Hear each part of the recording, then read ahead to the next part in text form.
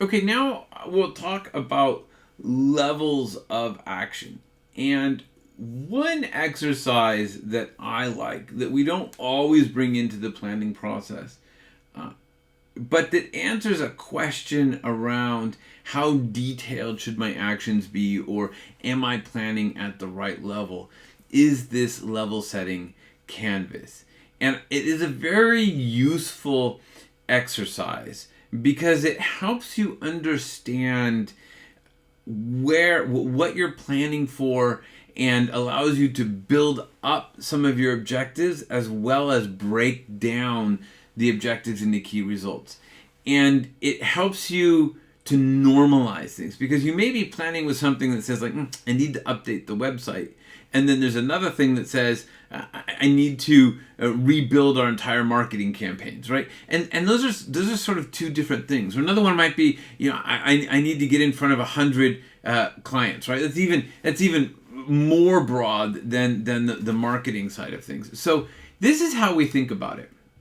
We have this sheet where you would think about your activities. You might have activities in swim lanes, which you can bring across here, but we keep it pretty open.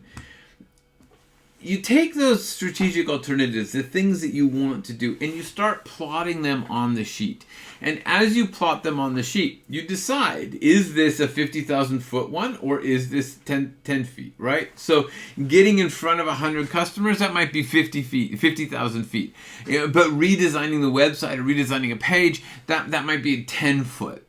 And so what you can do is you can start putting these together and start thinking about, within those lanes, how they relate. So you might have a bunch of different things like website and changing the logo and doing some writing over here and doing this stuff, and you put them on the sheet, and you can see that they sort of form a cluster, right? They're a bunch of things together. So rather than think of them as individual objectives, you can cluster them and say they're kind of like each other, and then ask yourself, okay, what is the big objective that means? And that big objective might be, redesigning my marketing. For example, you cluster the little things to come up with the big things. And you may have the big things, so you can say, oh, these little things all relate to that one big thing.